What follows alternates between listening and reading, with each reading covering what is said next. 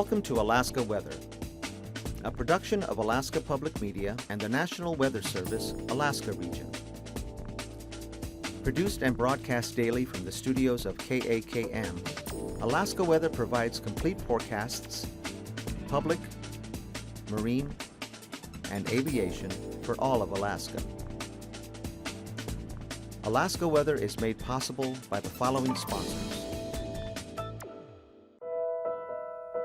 Alyeska Pipeline Service Company, fueling philanthropic programs and dedicated to creating educational and professional opportunities for Alaska Native people.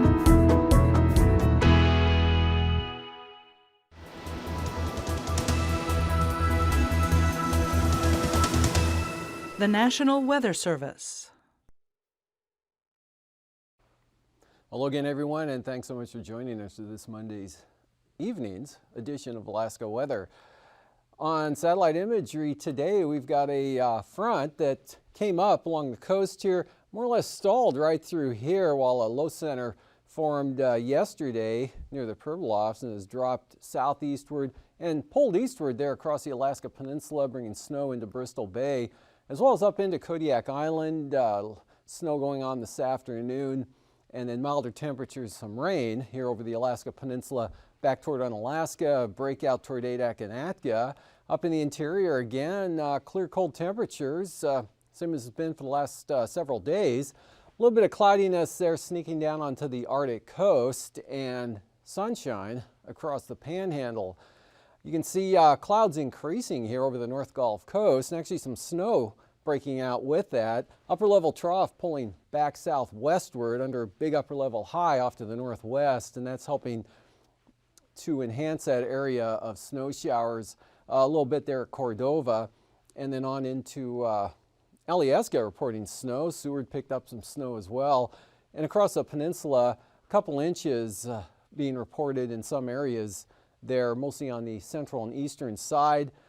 Kodiak, again, light precipitation there, only picking up 0.04 of an inch in the last 24 hours. Otherwise, King Cove had about 0.6 of an inch of rain with this system as it came by, and False Pass nearly an inch, while the lighter amounts up toward Chignik, and areas of light snow again, the old frontal boundary right through here. But this afternoon conditions really improved, or actually throughout the day. Just flurries going on St. Lawrence Island, winds that come way down now.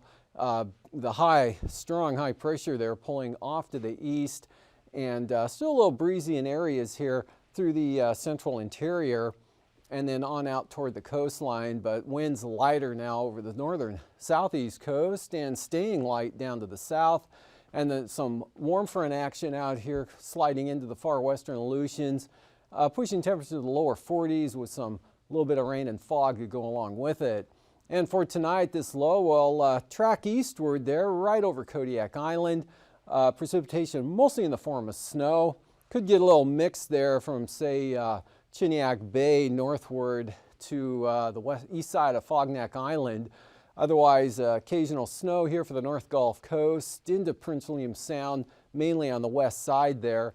And chance of snow across the Kenai Peninsula, Cook Inlet, maybe some snow showers or flurries as far north as Knik Arm, but really not much of anything getting up into the valleys, and just maybe some clouds over the eastern Tanana Valley. Otherwise, no change up there, clear and cold again tonight with clear skies.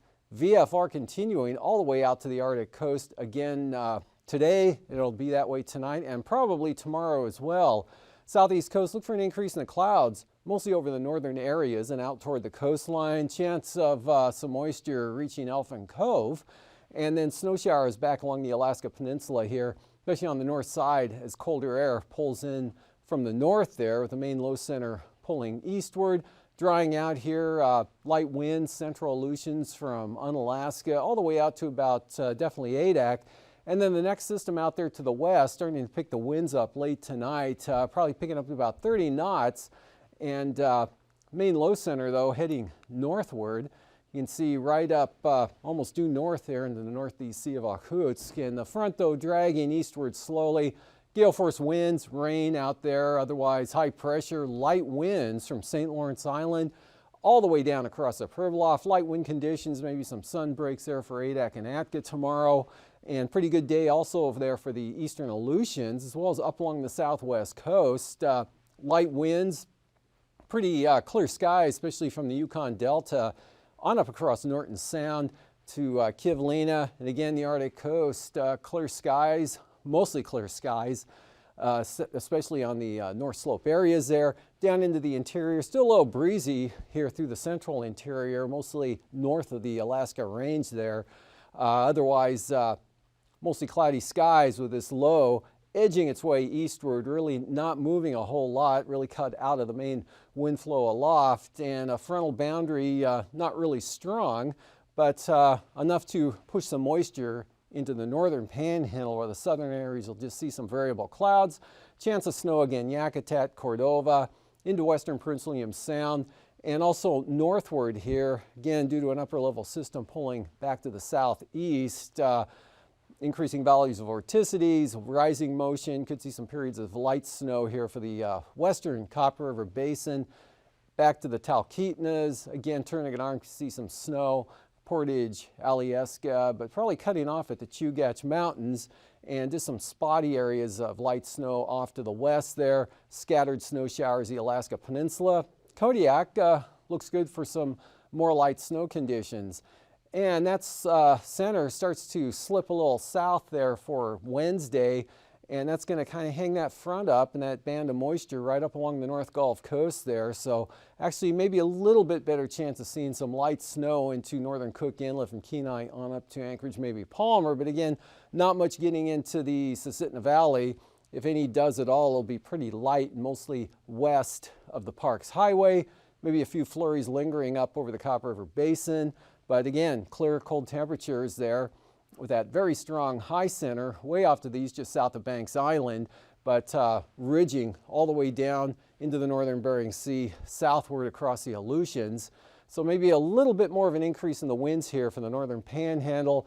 Otherwise, not too bad and staying dry, probably from Juneau on down to Dixon Entrance, with some afternoon sunshine. And for the Alaska Peninsula, not too bad, just a few isolated showers there. Light variable winds for Adak and Atka as that ridge axis slowly moves eastward. But this system here, depending on how strong it is when it develops and moves northward, that'll probably bring some gale force winds back into the western Aleutians.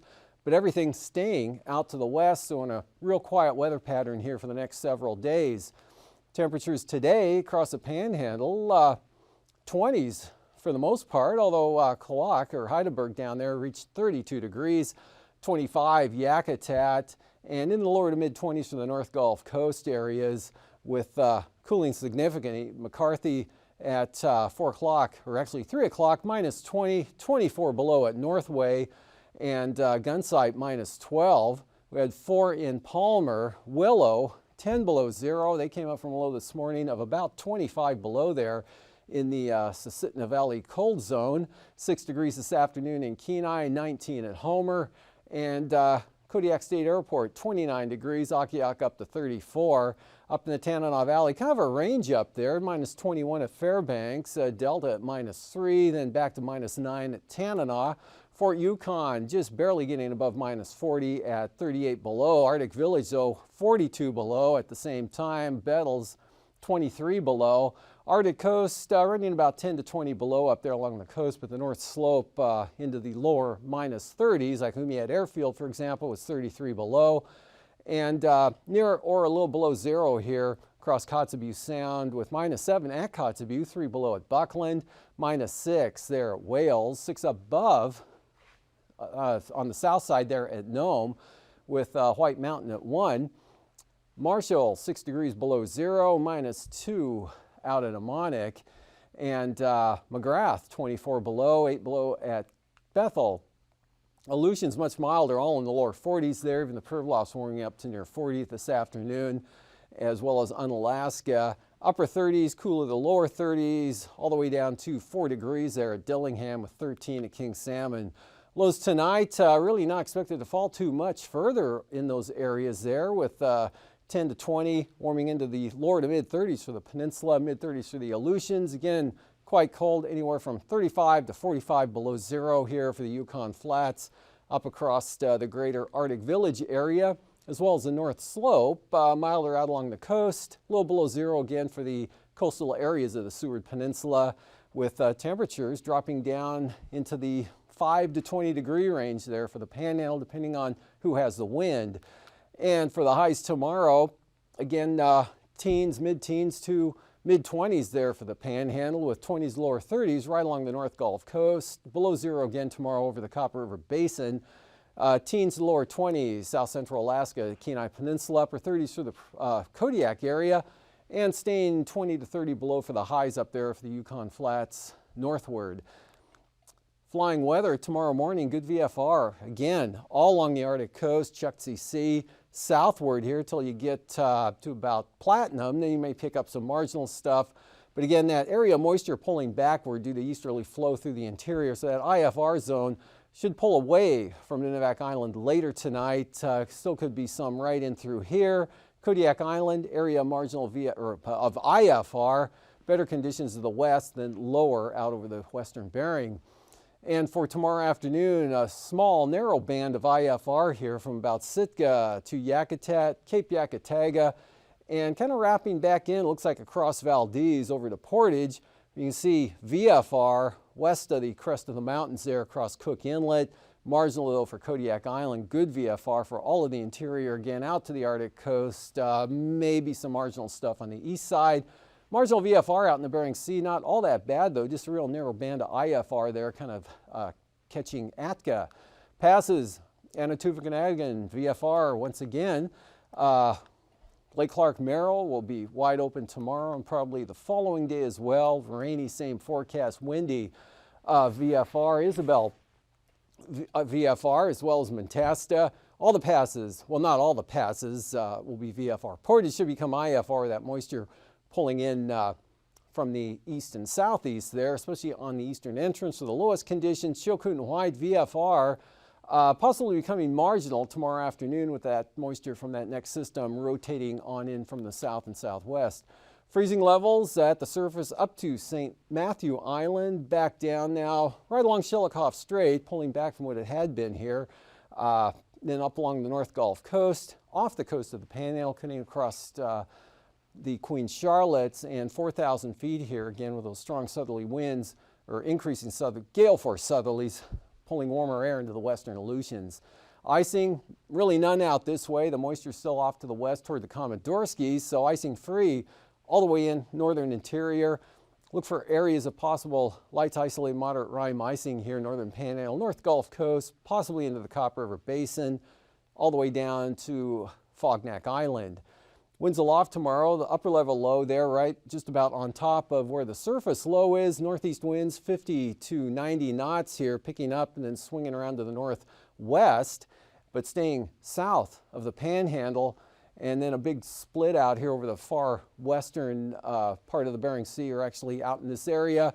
So that's taking all that energy with that next system up to the north, or splitting it and dropping it off to the east-southeast. 9,000 foot winds, pretty good here over the central Aleutians, right up into the Bering Sea. Northwest 20-25, not too bad there for the Alaska Peninsula. Big increase in the winds, but that's way out Kiska on west. And then we have this zone of 20 to 30 knot winds there through the central interior. Lighter, a narrow band of 25 knot easterlies for the North Gulf Coast, and pretty light winds, light and variable there for the Panhandle. 3,000 feet, about the same pattern. Light winds here over the eastern Gulf of Alaska. Could see a narrow band of 35 knot winds there along the North Gulf Coast. Otherwise 10 to 20, very light Copper River Basin. Easterly 25 to 30 there through the interior. Lighter for the Berks Range, picking up again out of the east for the Arctic coast, mostly on the east side there. Light winds St. Lawrence Island into the northern Bering Sea. Pretty light winds from the northwest for the eastern Aleutians. Light and variable high pressure for Adak and Atka. 40 knots for Shimei and Attu. Turbulence-wise, with those winds, look for isolated moderate chop here, advancing toward Kiska, maybe Amchitka. Otherwise, pretty smooth for the Aleutians, the Pribilos, much of the west coast areas. Maybe some mechanical light to isolated moderate chop there, Aleutian Range area with those northwest breezes. And also could see some light to isolated moderate chop there along the mountainous areas of southern Alaska on down across the southeast coast. And after the break, I'll be back with a look at the marine forecast and the ice edge.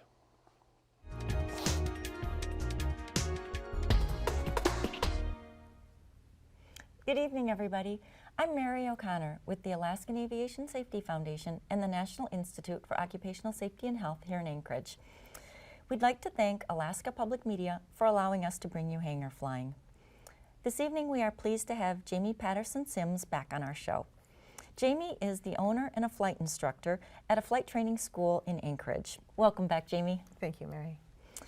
So you were awarded the honor roll for the Aircraft Owners and Pilots Association's Outstanding Flight Instructors for 2016. So that is quite an honor. Thank you, Mary.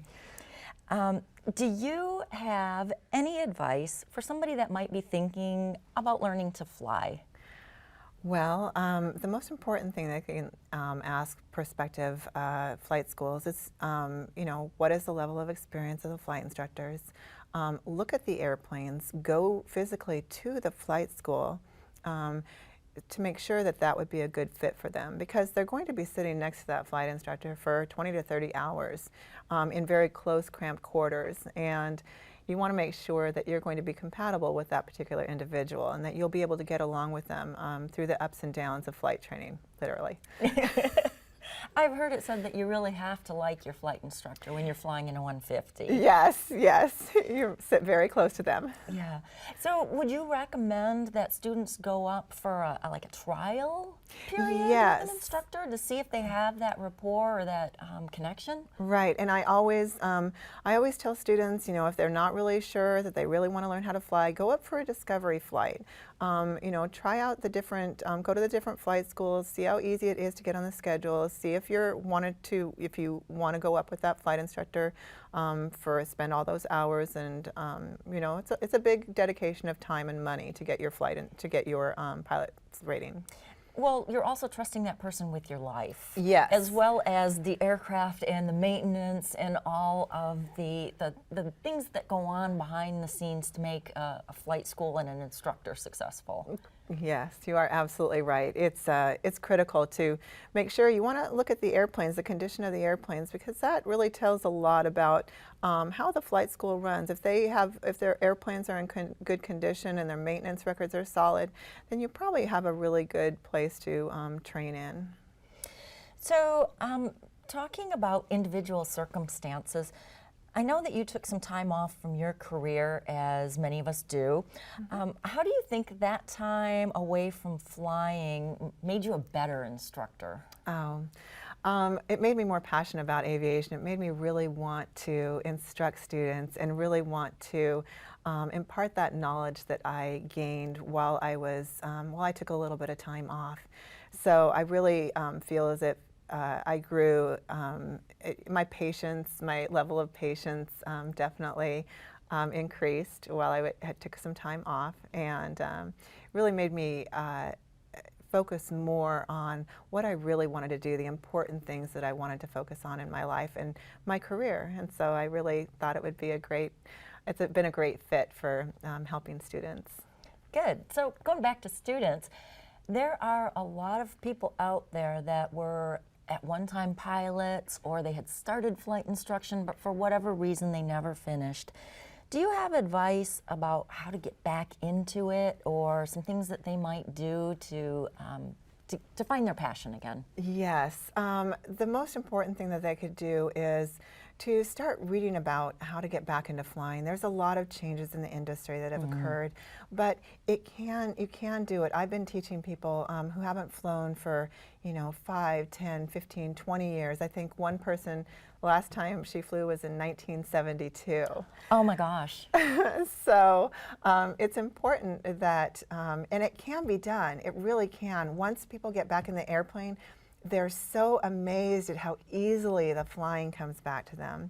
And with a few hours of flight training and a few hours of ground training, it's definitely doable. And it's just so much fun finding that passion again. And I think probably that time away, like it did for you, it reinforces that passion that you have for aviation. It really does.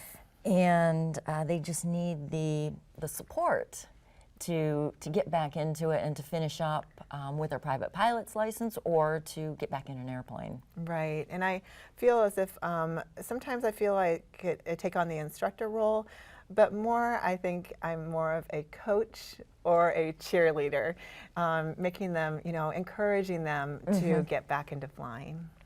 Especially when maybe they don't have a family, or their families aren't all that supportive and thinking it's a great idea for them to do. Right, exactly. So having their own personal coach or cheerleader can help ease them towards that goal. And a lot of times people will bring in that reluctant spouse, and we'll all of us sit down together and talk about it and discuss our options. So it makes them, it helps them out.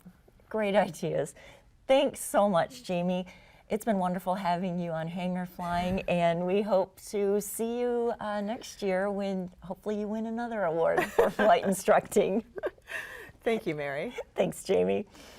Ladies and gentlemen, we hope that you've learned something about flying, and if you're at all considering getting back in the air or starting as a pilot, please consider learning about flying before you take some flight instruction and go up and do a discovery flight. Make sure it's a good fit with your instructor. Until next time, fly safely.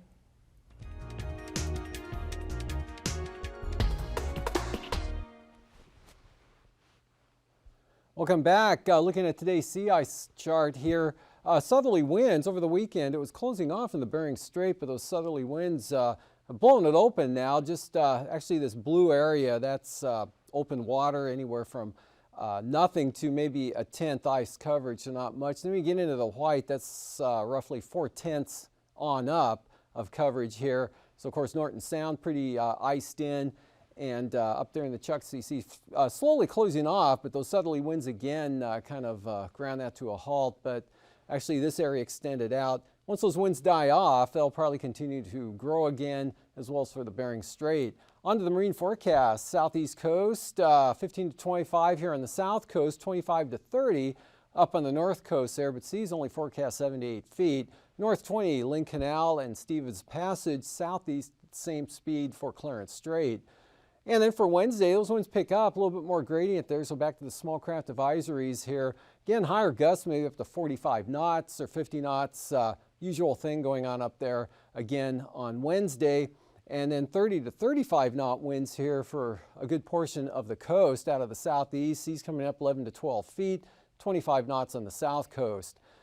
Prince William Sound, Cook Inlet, northern Cook Inlet, northeast 20 tomorrow, picking up to 30 knots south of the Forelands. A little more northerly for Kamishak Bay, Shelikof Strait, Kodiak Island, north 25.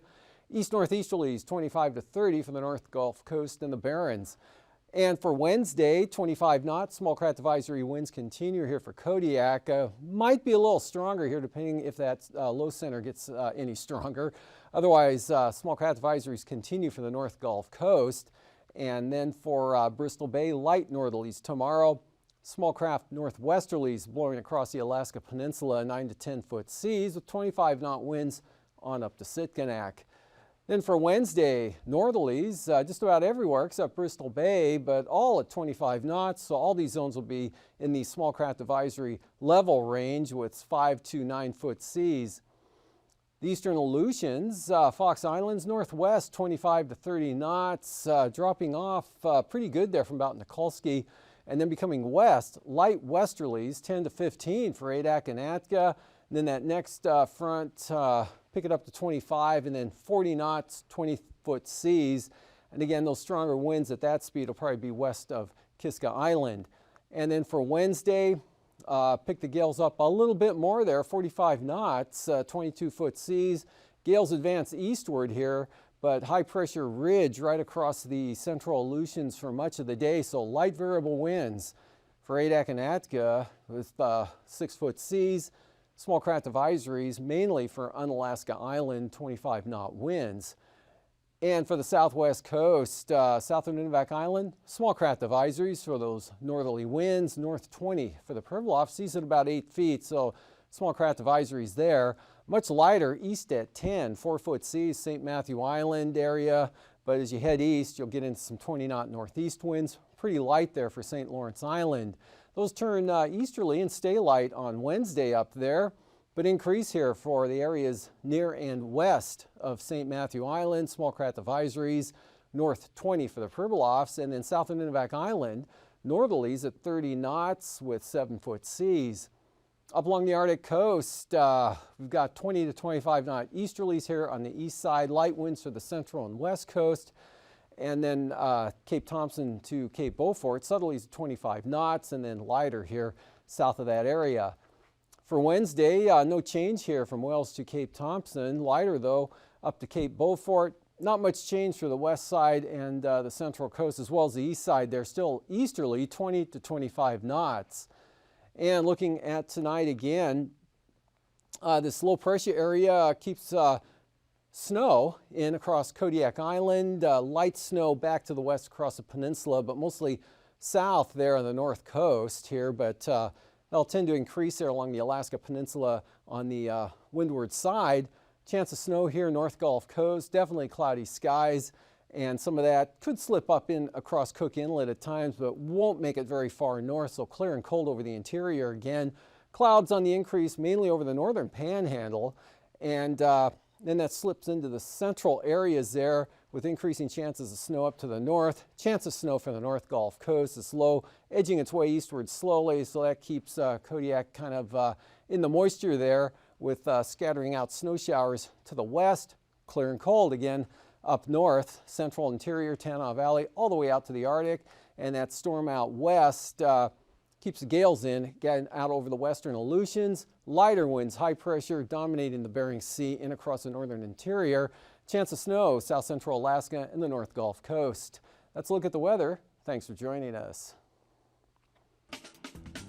These forecasts are to be used for planning purposes only. Call 1-800-WX-BRIEF for a formal pre-flight briefing. Always file a flight plan before you go flying. The U.S. Coast Guard Auxiliary urges you to leave a float plan with a friend or the harbor master before you go boating. Alaska Weather is made possible by the following sponsors.